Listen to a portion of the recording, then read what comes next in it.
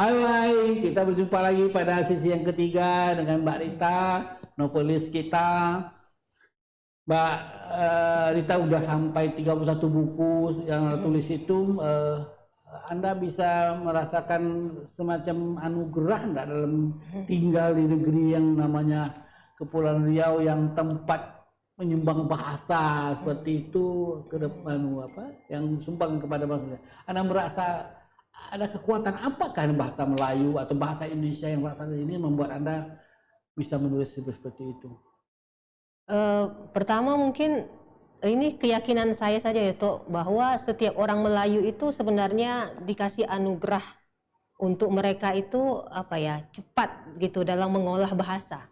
Seperti kita lihat macam Andrea Hirata, Terelie itu kan asal Sumatera. Semuanya gitu. dari latar belakang kultur Melayu. Ada kultur Melayu. Kita lihat bagaimana mereka menulis. Artinya ibaratnya tuh ya tinggal dikasih api sedikit nyala gitu. Nah itu saya rasa anugerah itu tuh yang dimiliki orang Melayu ya dalam pandangan saya. Tinggal lagi mereka mau apa tidak memanfaatkan api itu gitu. Dan yang kedua, ini yang ironinya ya, kita tinggal di daerah yang pahlawan sastra itu berasal dari situ ya, Raja Ali Haji. Tetapi ternyata tingkat dukungan terhadap literasi itu sendiri masih minim di daerah Kepulauan Riau ini. Tapi itulah justru yang buat saya itu jadi pemicu. Itu kesadaran atau memang sikap zaman, sikap waktu, misalnya katakanlah memang literasi ini dicuain gitu, yang utama mungkin itu hanya ekonomi, politik seperti itu yang mereka dewa-dewakan, utamakan literasi mereka tidak anggap seperti itu, atau seperti itu, atau memang mereka tidak tahu. Menurut Mbak Rita seperti apa? Ya, karena mungkin efek literasi itu tidak terlihat langsung di depan mata gitu ya. Berbeda dengan ekonomi, itu kan langsung menunjang hidup, menunjang penghasilan. Begitu juga kayak politik, ada unsur kepentingan di situ yang apabila dimanfaatkan diharapkan bisa menunjang kesejahteraan juga gitu ya. Ada ujung-ujungnya itu diharapkan ke situ. Tapi kalau literasi ini orang melihatnya mungkin agak jauh untuk sampai ke sesuatu yang tahun kemudian, menopang hidup gitu ya. Dan tidak hanya literasi, malah edukasi membaca dan menulis itu sendiri secara nasional pun kita masih butuh peningkatan. Kita masih kalah dengan negara-negara tetangga bahkan dari sisi literasi gitu. Tapi sekali lagi, Anda tidak kecewa dengan kondisi sikap publik masyarakat katakanlah di Kepri ini terhadap dunia literasi seperti itu? Anda tidak membuat Anda kecewa dan tidak membuat Anda tidak nyaman gitu? Artinya sebenarnya lebih sama tidak membunuh semangat kepengarangan Anda? Tidak. Sikap seperti tidak ya? Tidak. Malah itu yang jadi kompornya Tok. Semakin dilecehkan, semakin semakin ingin membuktikan. Jadi dulu lah pernah ada seorang sastrawan Kepri juga, beliau udah meninggal dunia. Beliau termasuk salah satu yang menyemangati saya ketika itu. Siapa itu? Who is that? Pak Mahzumi Daud. Oh, ya, Pak Mahzumi Daud, ya. Itu sahabat awal-awal menulis dulu. Itu ASN juga tuh, ASN yang menderita. Tapi kan dia itu terbalik, tidak berharap ASN dia hidup jadi pengarang. Ternyata pengarang tidak. Ternyata sampai pensiun juga dia.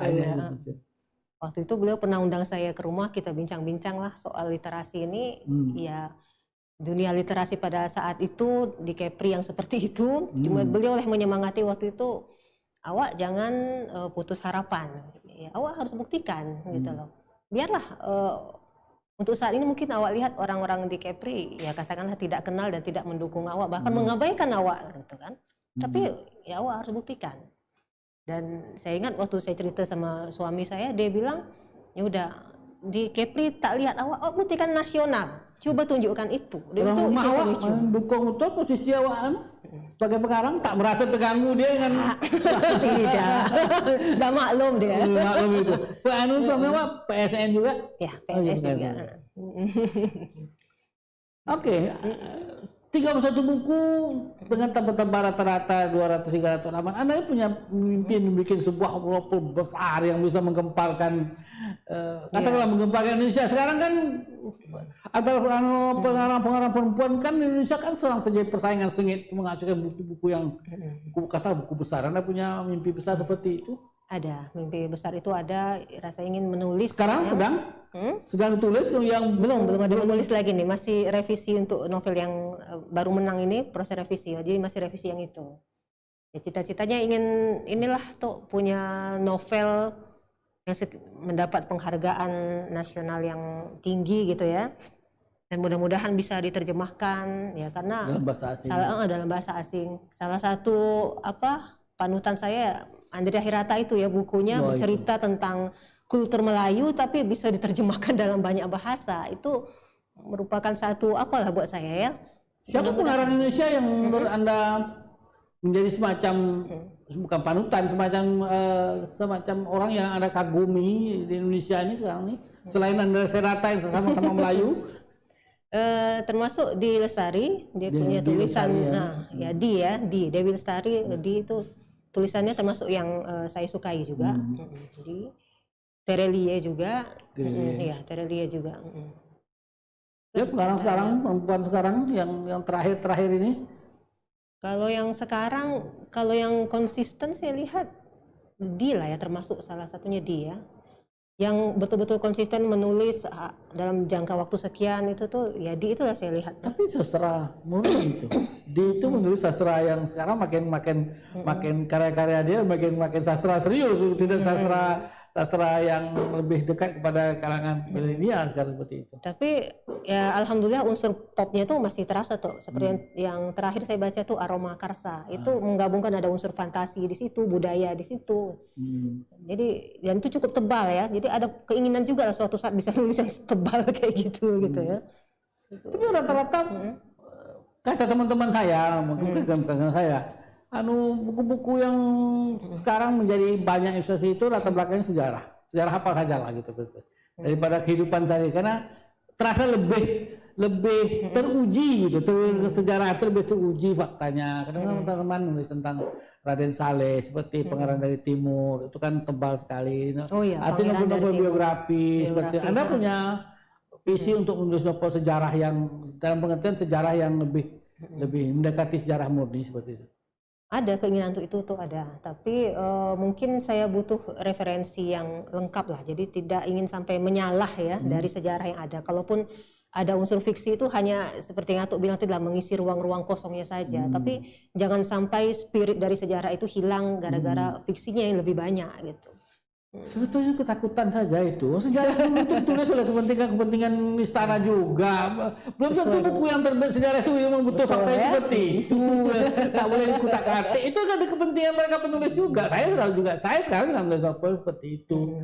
Tapi artinya kalau saya merasa bahwa saya harus mengutak-atik tokoh sejarah saya utak-atik aja loh sejarah, karena belum tentu seperti itu juga. Itu kan itu persepsi penulisan pada waktu itu. Tapi menurut saya sepakat beberapa teman sekarang ini masalah isu besar memang sejarah, karena itu teruji secara, tapi juga masalah-masalah sosial. Sekarang banyak buku-buku terbaik bukan melatar belakang sejarah, lebih banyak ke masalah-masalah isu politik kan seperti itu. Anda masuk politik, sebagai ASN Anda boleh masuk politik ya, tetapi suka menyukai masalah-masalah politik sebagai novel. Ya, ini yang Secret of Room ini ada unsur politiknya juga tuh. Jadi ada mengangkat tentang seorang menteri yang ingin menjadi presiden.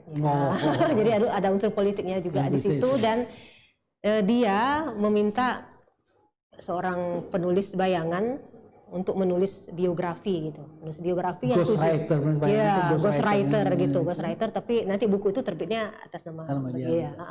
Yang tujuannya mengangkat citra gitu, supaya ya mendukung itulah kampanye untuk menjadi presiden. Ada unsur politiknya juga. Oke. Sudah tulis 31 puisi, 31 buku.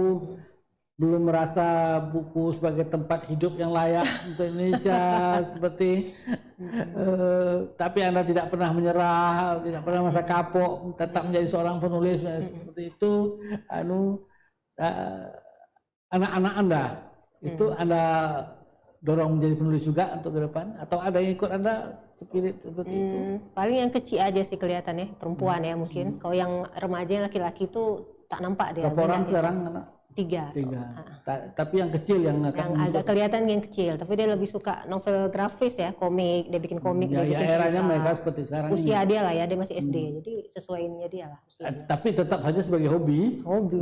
Anda juga masih tetap menempatkan menulis sebagai hobi, tidak sebagai sesuatu yang belum terlihat seperti itu ya. Okay.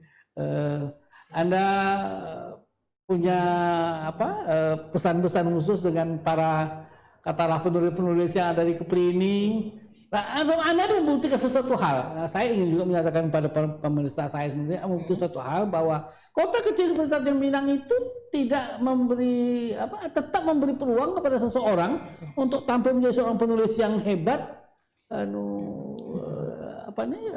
penulis yang hebat dan bisa dikenal di Indonesia, bahkan bukannya di Indonesia, bahkan di dunia seperti itu. Artinya ruang tempat itu tidak menjadi satuan, tapi selalu ada peluang seperti itu. Artinya itulah dulu mengapa misalnya Raja Ali Haji bisa menjadi seorang pahlawan yang besar seperti itu. Sebagai bukti Anda ini membuktikan juga seperti itu.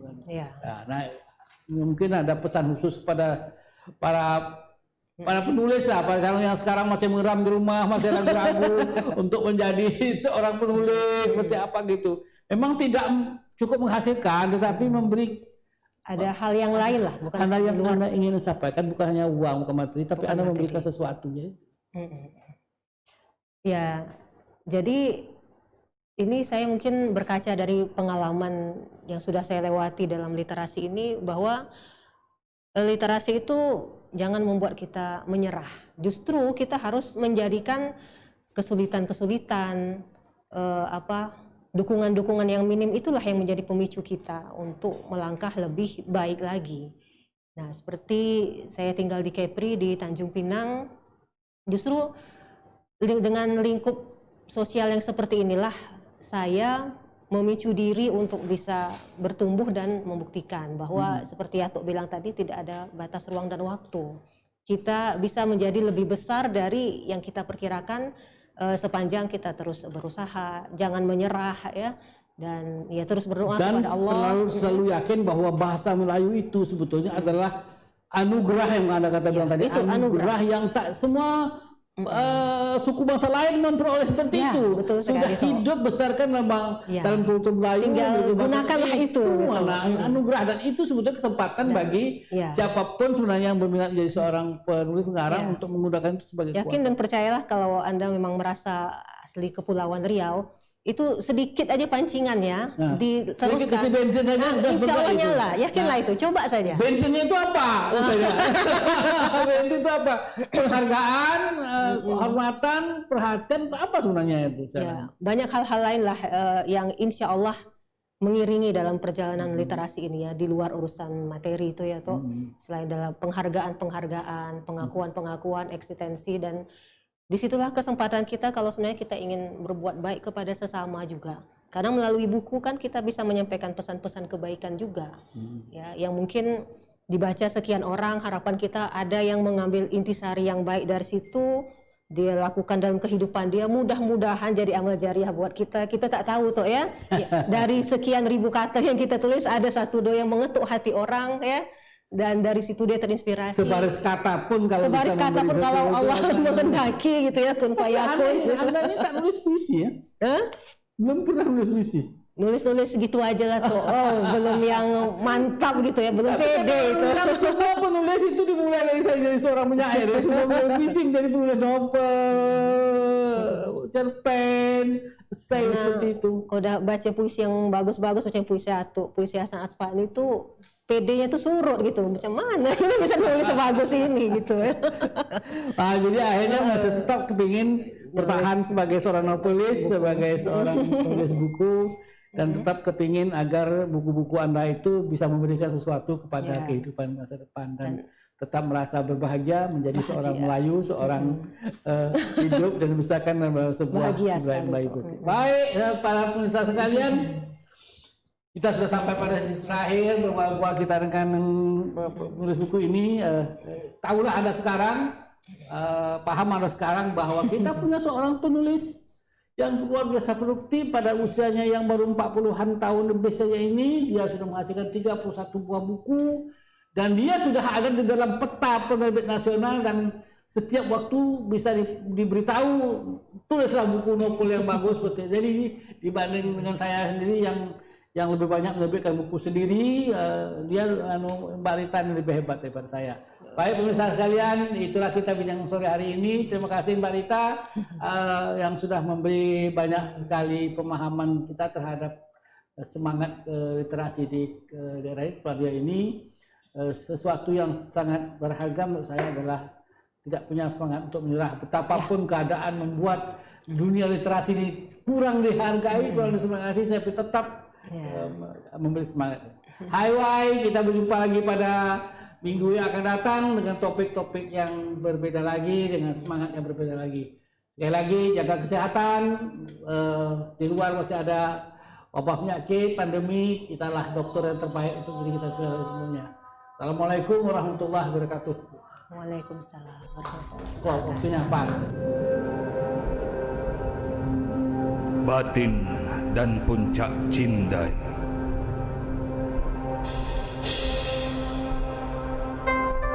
Bismillah itu permulaan kalam. Assalamualaikum pembuka salam.